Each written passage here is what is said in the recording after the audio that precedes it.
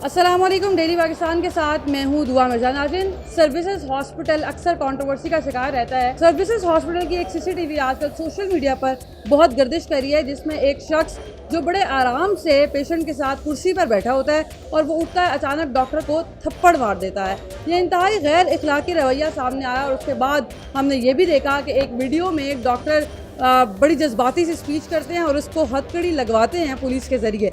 ये वाक़या क्यों पेश आया, इन एक्चुअल उस दिन क्या हुआ था, इसके लिए मेरे साथ मौजूद हैं YDA सर्विसेज के प्रेसिडेंट डॉक्टर इमरान साहब। उस दिन जो वाक़या हुआ कि अगर आपने वीडियो फुटेज देखे सीसीटीवी की, जो अटेंडेंट था वो चेयर पे बैठा हुआ था, साथ उसको पूरा प्रोटोकॉल दिया गया था क्योंकि वो MS का प्रोटोकॉल था। MS साहब को कुछ रिनाउंड पीपल जो पॉलिटिशियंस हैं और जो कुछ हमारे ब्यूरोक्रेट्स हैं उनसे फ़ोन आए हुए थे कि ये हमारा ज़ाती बंदा है, हमारा जानने वाला है, इसलिए उसको एक्स्ट्रा प्रोटोकॉल दिया जा रहा था कि उसको एमरजेंसी के अंदर, जो कि ऑलरेडी एक कानून की खिलाफ वर्जी है कि एक चेयर लगाई जाए अटेंडेंट के लिए क्रिटिकल केयर में और उसको साथ बैठाया जाए। उसको गन शॉट था और गन उसको छू के गुजरा था। वहाँ पे जो अटेंडेंट है वो बैठा हुआ, क्योंकि ये ताकत के नशे में इतने धुत आते हैं, ये समझते हैं कि यही इनकी असम्बलियाँ हैं, ये डॉक्टर्स इनके मसीहा नहीं, ये इनके ख़रीदे हुए ग़ुलाम हैं। यहाँ काम करने वाला अमला इनके ज़ाती मुलाजम है, जैसे इनके घर के नौकर चाकर हों। उस दिन ये कहते बाद में उसको थप्पड़ मारा गया। तकरीबन 1 घंटा तक उसके साथ वाले अटेंडेंट भी ज़दोकोब करते रहे जो ड्यूटी डॉक्टर्स को।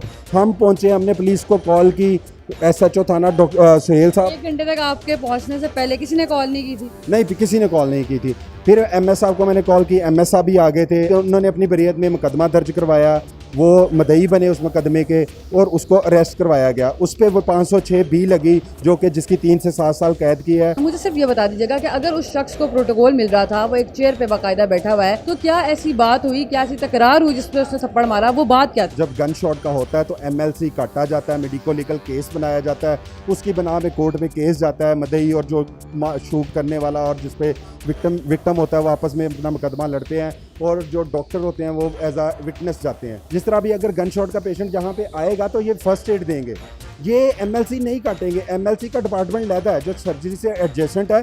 जब पेशेंट बिल्कुल ठीक हो जाता है उसके बाद उसके एक्सरे किए जाते हैं, MLC उसके सारे चार्ट्स बनाए जाते हैं, वो अलहदा डिपार्टमेंट, उसके अलहदा डेडिकेटेड डॉक्टर हैं। तो उस तकरार की वजह से अगर वो अवेयर कर रहा है कि सर मैं नहीं काट सकता MLC, तो आप उसको थप्पड़ मारना शुरू हो गए। उस दिन उसको हथकड़ी लगाकर और वो दूसरे पेशेंट जो अटेंडेंट्स हैं उनको ये बयान देना, उनको ये अवेयरनेस है कि अगर आप यहाँ पे आके अपने इलाज की बजाय मार कुटाई करेंगे तो आप पे ये दफ़ा लगती है, आपके साथ ये होगा, या हम लड़ते ही रहें या हमसे ऐसा करें आप स्टेथोस्कोप ले जाएं और हमें गन्स दे दें, हम अपनी सिक्योरिटी खुद कर लेते हैं। डॉक्टर जाफर भी हमारे साथ मौजूद हैं। सर, आप भी इमरजेंसी में ड्यूटी करते हैं, बहुत सारे लोग यहाँ पर आते हैं, चूँकि मेन हॉस्पिटल है, आसपास से एक्सीडेंट केसेस बहुत ज़्यादा आते हैं। अब जो शख्स आ रहा है उसके साथ वाले लोगों की इमोशनल अटैचमेंट है, क्या डॉक्टर्स का रवैया ऐसा होता है कि लोग उसको समझ नहीं पाते या कोऑर्डिनेशन की कमी है? क्या समझते हैं? कोऑर्डिनेशन किस तरह हो?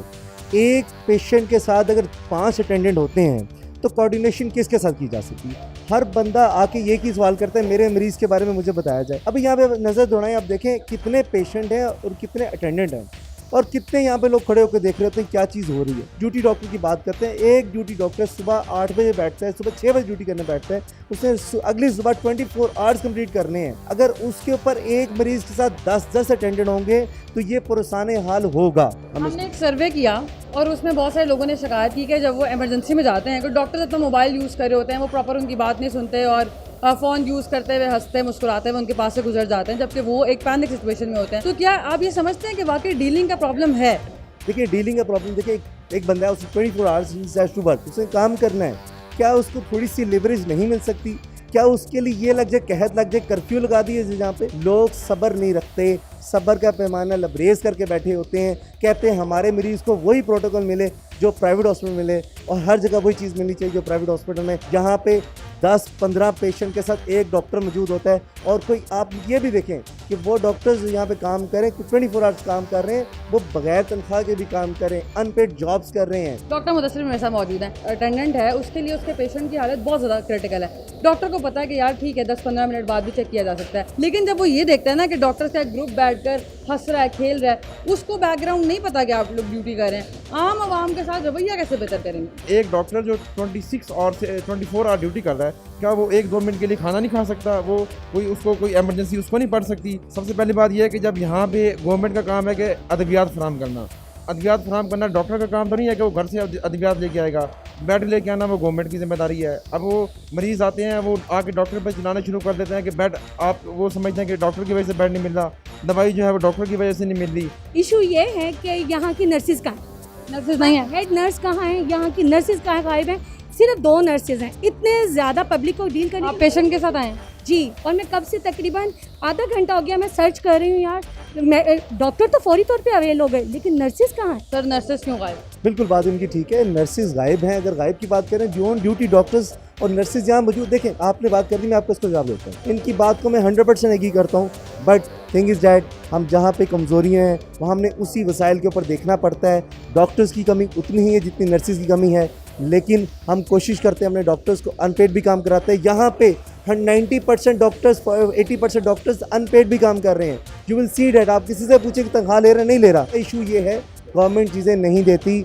इस बहस के ऊपर हम कितना चलते जाएंगे। सारे इश्यूज आपने सुन लिए। यहाँ पर नर्सेज की कमी बताई गई, बेड की शॉर्टेज है, डॉक्टर्स कम है, लेकिन डॉक्टर्स का रवैया क्यों बेहतर नहीं है, ये इश्यूज भी आपने सुना कि कोर इश्यूज क्या हैं। उनको तनख्वाहें नहीं मिलती, उनकी ड्यूटी टाइमिंग बहुत ज़्यादा है, फिर रश बहुत ज़्यादा है, बर्डन बहुत ज़्यादा है, और सबसे बड़ा मसला जो शहरियों की तरफ से है वो यही है कि वो अपने एक पेशेंट के साथ 10-10 लोग यहाँ पर आते हैं, और फिर जब हुजूम बढ़ता है तो बर्डन मज़ीद ज़्यादा हो जाता है। और एक नासूर जो हमने प्रोटोकॉल के नाम पर देखा है लाहौर में बहुत ज़्यादा है। अगर एक डॉक्टर प्रोटोकॉल पेशेंट को ट्रीट कर रहा है तो 15 पेशेंट्स को जो कि एमरजेंसी के पेशेंट हैं वो इग्नोर हो जाते हैं, जो कि एक बहुत बड़ा नुकसान भी है, और इसकी वजह से ही बहुत ज़्यादा ख़राबी भी पैदा होती है। इसलिए सारे इश्यूज जो है सामने है। गवर्नमेंट को भी अपनी पॉलिसी जो उन्होंने बनाई है उसकी इम्प्लीमेंटेशन बड़ी ज़रूरी है, वो इम्प्लीमेंट भी होनी चाहिए। और साथ साथ जो बिल्स अभी तक सिक्योरिटी के हवाले से पास नहीं हुए उनको भी फिल 4 पास किया जाना चाहिए। गार्ड्स की तैनाती होनी चाहिए और पुलिस यहाँ पर डिप्यूट होनी चाहिए,